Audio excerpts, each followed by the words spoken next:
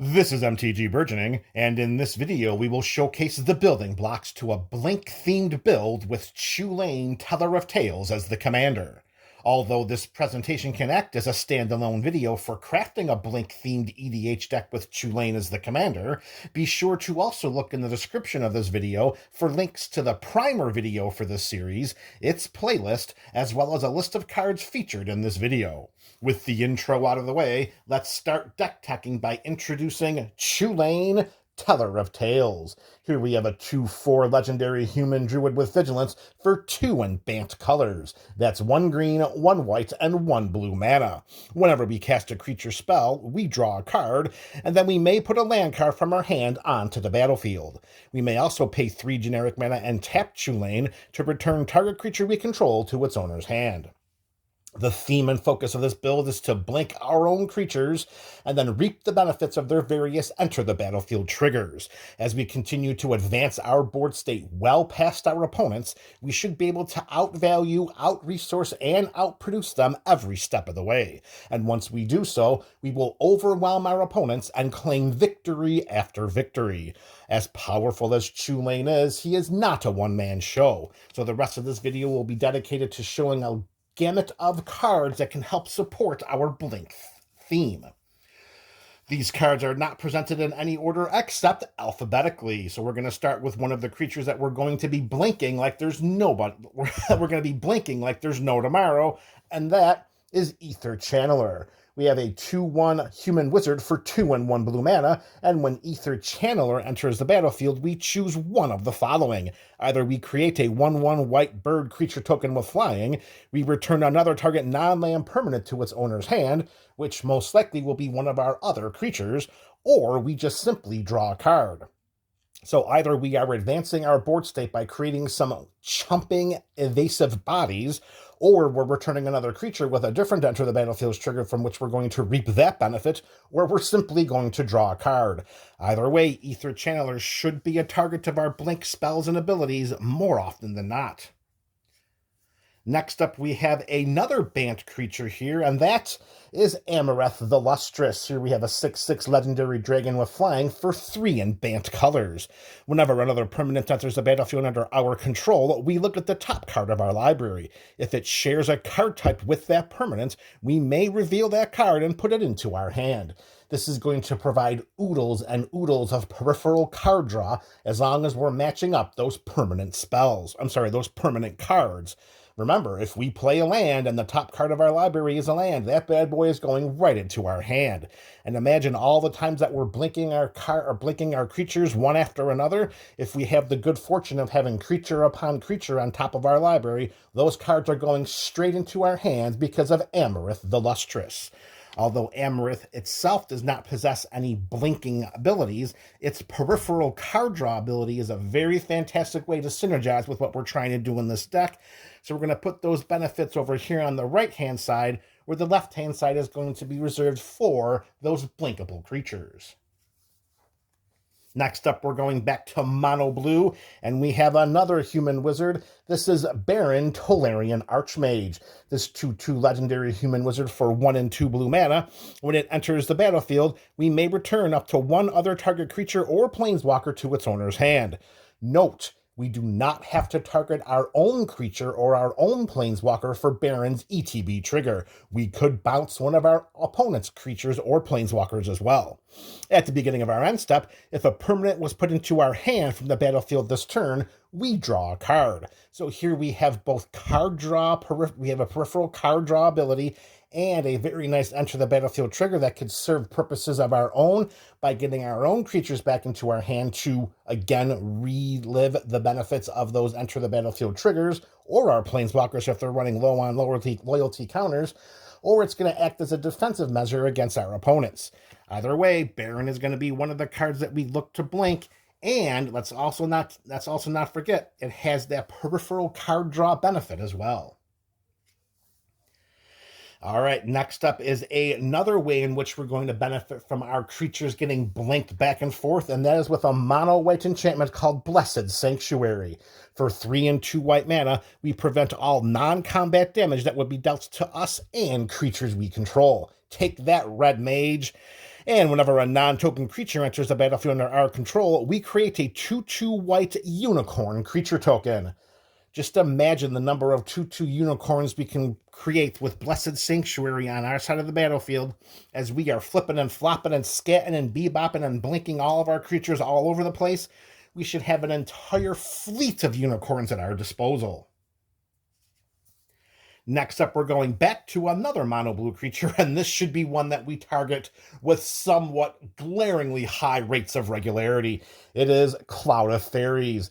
It's a 1/1 fairy with flying for 1/1 blue mana, and when Cloud of Fairies comes into play, we untap up to 2 lands. Note that they do not have to be basic lands. We untap any 2 lands. For the political parts of EDH, they could be our opponent's lands if we enter into some kind of contractual obligation where we help them and then somehow they help us. More often than not, though, we're going to just untap our own lands. Let our opponents help themselves, is what I always say. And if for some reason we don't want Cloud of Fairies out there running amok with its evasive combats and land untapping abilities, we can pay 2 generic mana and cycle Cloud of Fairies from our hand in order to draw a card.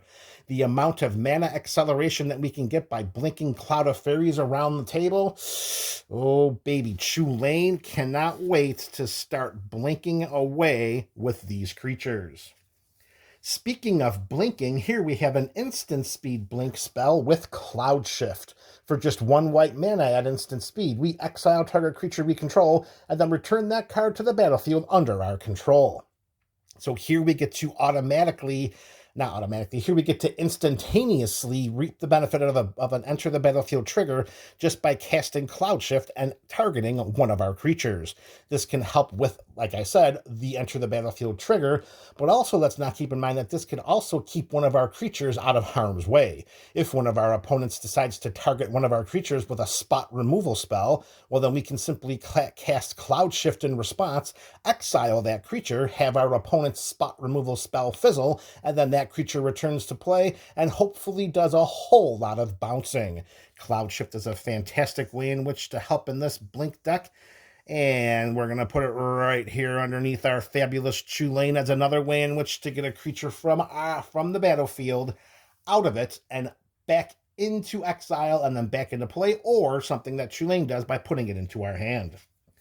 Speaking of having creatures return to our hand, our next card does that in spades. Here we have Cloudstone Curio. For 3 generic mana, this artifact reads, whenever a non-artifact permanent comes into play under our control, which more likely than not will be a creature, we may return another permanent we control that shares a permanent type with it to its owner's hand. So imagine that we have Cloud of Fairies on our side of the battlefield, and then we cast one of our creatures, return Cloud of Fairies to our hand, cast it again, untap lands, bounce, bounce, bounce. You can see what's going to happen here. Cloudstone Curio is going to help us if Chulane somehow is indisposed and languishing in the command zone, most likely due to overtaxation. Cloudstone Curio can come in and fill admirably in the spot of our commander.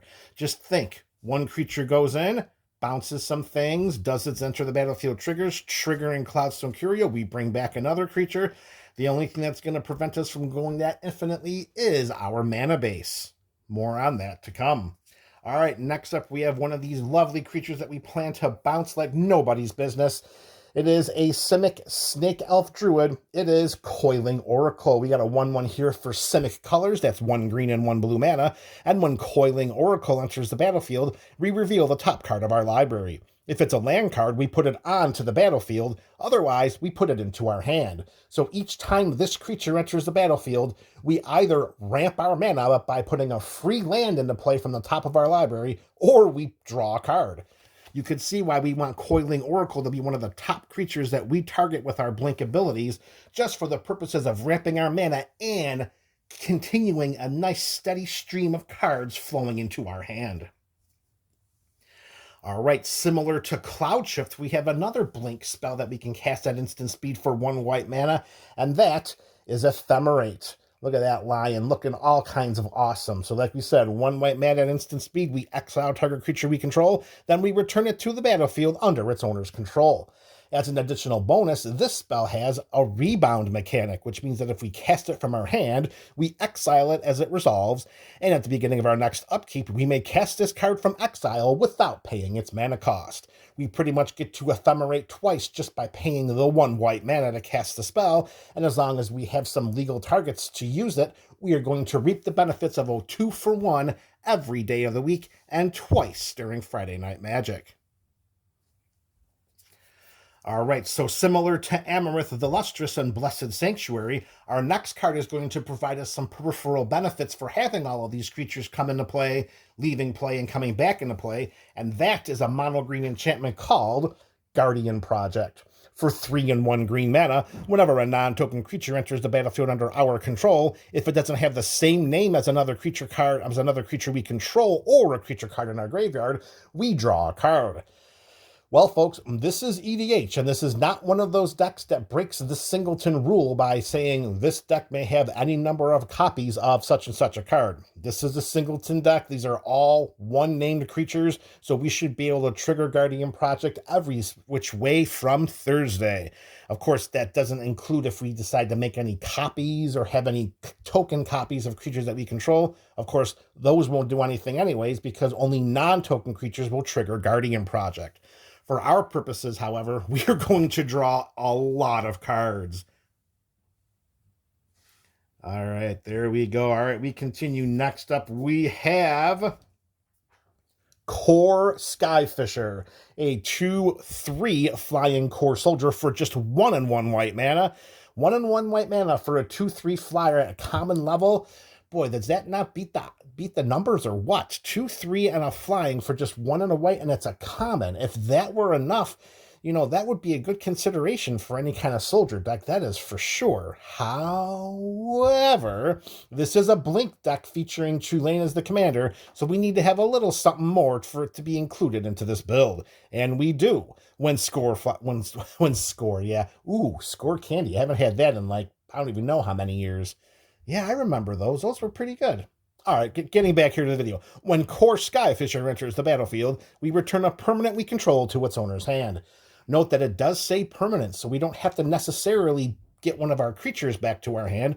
We could bail out a struggling planeswalker that has minimal or very few loyalty counters on it so that we can reset those loyalty and get it back up online. Either way, Core Skyfisher is going to fit into our blink theme, and it's going to go right there under Chulane as a way in which to bounce one of our creatures, if needed, back to our hand. All right, next up, we're going back to our exiling ways, and here we have Mistmeadow Witch, a 1/1 Kithkin wizard for 1 and 1 hybrid Azorius mana. That's either a white or a blue mana. We can pay 2 generic mana and Azorius colors to exile target creature, and then return that card to the battlefield under its owner's control at the beginning of the next upkeep. At the beginning of the next end step, not upkeep, at the beginning of the next end step.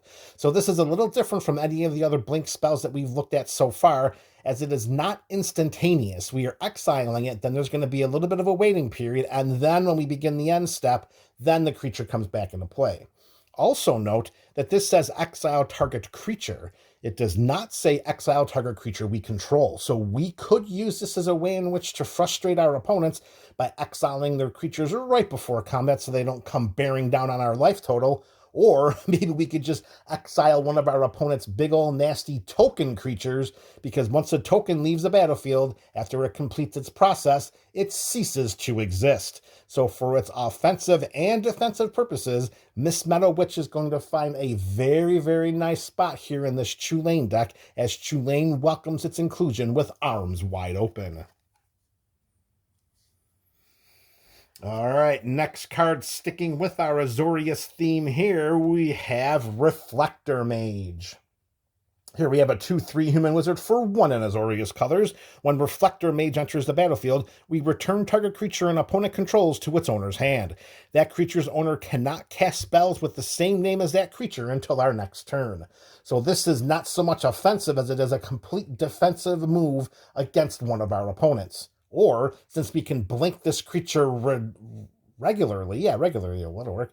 Since we can blink this creature regularly, we can keep most of our opponent's creatures at bay. And that ability of not being able to cast a creature that gets returned for a full round of turns, ooh, that just makes Reflector Mage that much more frustrating to play against. So we're definitely going to utilize this against our opponents so that the board is a lot more open for our own offensive attacks and a way in which to continue to frustrate our opponents. All right, we're back to our mono white waves, and here we have another creature. It is Rescuer Chwinga. We have a 2/2 elemental spirit with flash for 1/1 white mana. And when Rescuer Chwinga enters the battlefield, we may return another permanent we control to its owner's hand. So this is going to be pretty similar to what Core Skyfisher can do, except we have the ability of flashing this in, which means that we can cast that at instant speed. So this could be a fantastic combat trick, such as we have an opponent sending a biggin at us, and as long as it doesn't have any kind of trample, and as long as we could block it, we can declare it as a blocker, but before combat damage is dealt, we can flash in Rescuer Chwinga, return that blocker to our hand, and keep the creature from hitting the graveyard. Very, very nice inclusion here, and we're going to put that right here underneath what Chulane likes to see, and that's going to be other cards that mimic what he does. All right, speaking of mimicking what he does, here we have 1 blue mana for a 1/1 Drake with flying. We have Shrieking Drake. When Shrieking Drake comes into play, we return a creature we control to its owner's hand. Just like that, 1 blue mana, 1/1 flyer, and a bouncing a creature back to our hand. Boy, oh boy, it's beginning to look a lot like Chulane can just kind of make sure he resides in this command zone comfortably, as long as we are able to have all of these other peripheral bounce and exiling spells, just for the purposes of making sure that when he becomes the oh-so-coveted hot target that he will be by our opponents, we have a lot of other ways to continue doing what we need to do in Chulane's absence. We have to plan for that because he is going to be noticed. Speaking of continuing to do what we need to do in Chulane's absence, here's a mono green creature that will help with that, named Temur Sabertooth. A 4/3 cat for 2 and 2 green mana. We can pay 1 generic mana and a green to return another creature we control to its owner's hand, which most likely will be our own hand, and if we do that, then Temur Sabertooth gains indestructible until end of turn. Note that we cannot return Temur Sabertooth to our hand this way, because it says we may return another creature we control, so it has to be a different creature, but giving Temur Sabertooth indestructible is a nice combat deterrent, particularly for any of our opponents that are trying to bust through with ground assaults. All we have to do is make sure we have the mana open, and that should act as a nice deterrent for any of our opponents that, may have malice in their hearts. All right, we're getting close to the end here of this video, and next is going to be a creature that we're going to look to bounce and then bounce again, because this single creature, if we can get it into play with a plethora of ways in which to bounce it, should take over the game in very little time. It's mono green. It's a 5/3 beast for 4 and 1 green mana, and it's Thragtusk. When Thragtusk comes into play, we gain 5 life, and when it leaves play, we create a 3/3 green beast creature token. So coming or going, we're going to affect something. Either it's going to be our life total as we continue to pump it up 5 life every time Thragtusk hits the field, and every time it leaves, we're going to create a 3/3 green beast creature token.